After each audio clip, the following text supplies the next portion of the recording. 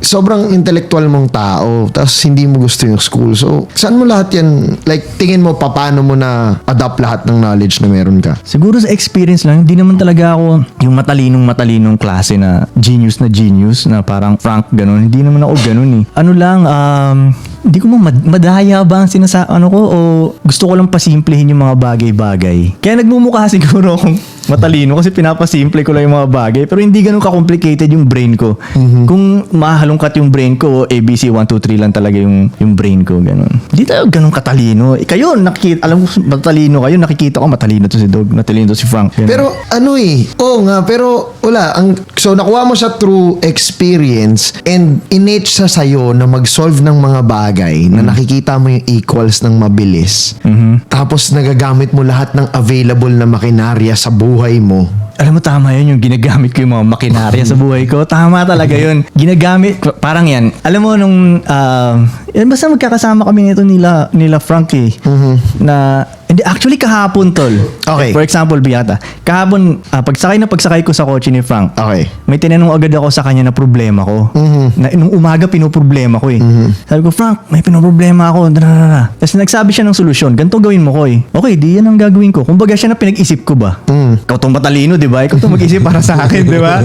So nagsabi siya ng sagot ko, anong gagawin ko? Di yun yung gagawin ko. Hindi ko na inisip. Di mo, kita mo kano kasimple yun. Pero inipon mo yung problema mo, nangyari lahat ng ginawa kahapon, pag upo nyo pa sa sasakyan, tsaka mo lang siya dinisclose. Hindi, ganton. Yung pinoproblema ko siya, iniisip ko, ano kaya solusyon ko dito? Ba't ako mag-iisip ng solusyon? Yung ibang tao na lang pag-isipin ko. Okay. Maghanap ako ng mas matalinong tao sa akin para mag-isip na ito. Sakto makikita ko si Frank. Okay. Matalino talaga si Frank eh. Frank, ikaw mag-isip ng solusyon na ito. Siya nag-isip. Dito, tapos na yung problema. Wala nang problema, di ba? Mas masabi mong matalino yun. Hindi nga ako nag-isip eh. Masabi mong matalino yun, hindi ako nag-isip. Pwede rin eh, no? Matalino yun. Hindi.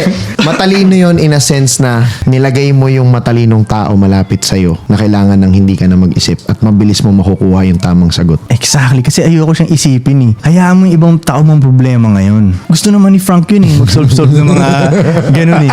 Diba? Tol, alam mo tol, yung di ba nag-Taiwan kami na nakaraan? Okay. Ito yung recent yung out of the country. Recent. Bibili ng mga sapatos. Tingnan mo kung gaano ko ayoko mag-isip ah. Siyempre kasama ko yung mga homies ko doon at yung dalawang babae ko, di ba? Okay. Pagpasok sa bilihan ng sapatos, Okay. ang una kong gagawin, hanapin ko na yung upuan. Upo ako doon. Sabihin ko sa kanila, ano sa tingin nyo ang bagay sa akin dito? Kanya-kanya silang galaw doon. Maghihintay lang ako. Na sila, darating na sila na may proposal sila. Ito sa tingin ko, bagay sa'yo.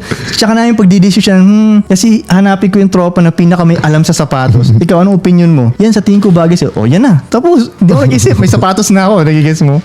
Pero meron kang may point of comparison ka na kagad din. From there, may magsa-stand out na. Yes. Tapos gagamitin mo rin sila, yung opinion nila na pinakamagandang opinion para sa'yo. Pag-iisipin mo, tapos yun na rin yung bibilin mo. Magbabayad ka na lang. Yes, magbabayad. Hindi, actually, nakailabruha yung pera eh. Siya na magbabayad. Hindi ako tumatayo talaga dun sa upuan. So, pumasok ka lang sa store, no? pumasok lang ako sa store. So, yun ang tekniko. Gamitin natin yung galing ng iba ba. Yun. Hindi ako ayong gumalaw. Kailan mo na-realize yun? Kailan mo sinubukan gawin yun? Paano siya gumana?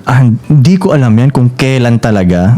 Napansin ko na, parang ganito yung style ko. Parang ayaw kong mag-isip pa. Iba na yung mga problema. Yan. Gusto ko simple lang sa lahat ng simple yung gusto kong gawin eh. Ganun lang.